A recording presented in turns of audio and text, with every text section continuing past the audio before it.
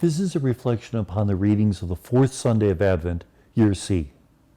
The first reading comes from Micah, and this is the reading that the wise men of the Israelites would consult when Herod asks, "Where is the Messiah supposed to be born?"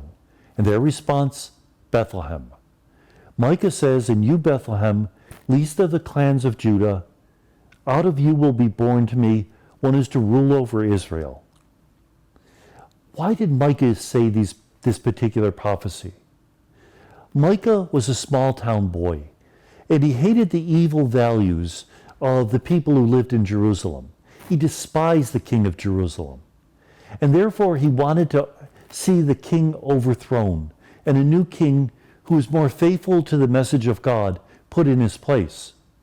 The difficulty was you needed a king who was descended from David. And if that new king grew up in Jerusalem, he's going to have big city values.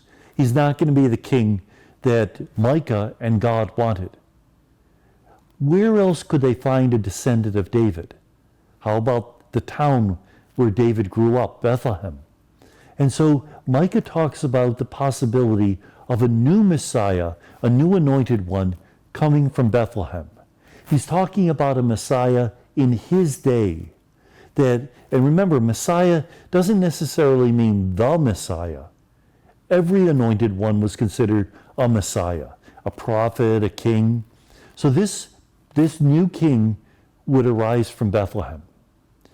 Now, what's remarkable about this reading is that the Holy Spirit took something that Micah intended for his time, around 630 BC, and he applied it to something that happened with the birth of Jesus.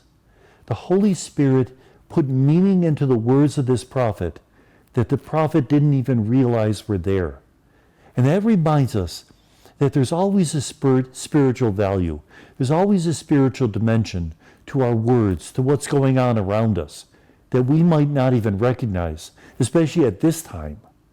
We tend to see the fingerprints of God in our life, not while it's happening, but when we look in hindsight. The second reading is from Hebrews, and it speaks about the fact that Jesus was born in the flesh because God didn't want sacrifices. The sacrifices were a worthy attempt by the Israelite people to receive freedom from their sins, but it wasn't enough.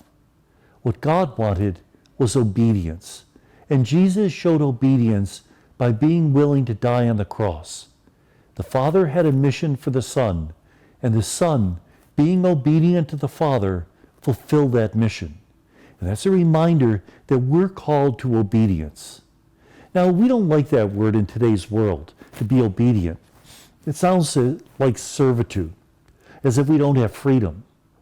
But the only true freedom we have is to give of ourselves to the Father. Because everything else, we're being slaves to our passions. We're not really choosing that which will make us most what God intended us to be. Jesus showed us how to do that when he was born in our flesh, and he invites us to do the same. The gospel comes from Luke, and it's the story of the visitation. Mary has found out that her cousin Elizabeth is pregnant, so she goes to visit her. Now, where was Mary when she found that out? Matthew would have her in Bethlehem, whereas Luke would have her in Nazareth. That's one of the inconsistencies of the infancy story that we can't really resolve. In Matthew's gospel, Jesus only arrives at Nazareth after the exile in Egypt. Remember how Joseph and Mary took him down to Egypt to avoid the murderous intentions of Herod the Great. Whereas in Luke's gospel, the Holy Family starts out in Nazareth. Either way, Mary goes to visit Elizabeth because Elizabeth is elderly and she's pregnant, her first pregnancy. Mary goes to help her. Notice, Mary has her own problems. She's pregnant, she's not married yet. But instead of dwelling upon her own difficulties, she thinks of the other. And isn't that something that really helps us in our difficult times, our sufferings? Instead of wallowing in a pity pool, to think of how others need our help, how they might even be in a worse situation. That keeps us from isolating ourselves, because suffering always has that tendency to isolate people. It invites us to generosity, something we see in Mary's case. And what is Elizabeth's response? First of all, she recognizes the presence of Jesus in her midst, even though he's not born yet, because the child in her womb leaps for joy, John the Baptist. So this is the first time that John the Baptist, who proclaimed the coming of the Messiah, gets to fulfill his responsibility. An unborn child is the first one to recognize the presence of Jesus in the world. And then Elizabeth also celebrates the fact that Mary listened to the word of God and believed in it. Elizabeth, who herself is undergoing a miraculous pregnancy, is able to see how Mary's pregnancy is so much greater. It reminds me of a Flemish Renaissance painting which shows the visitation.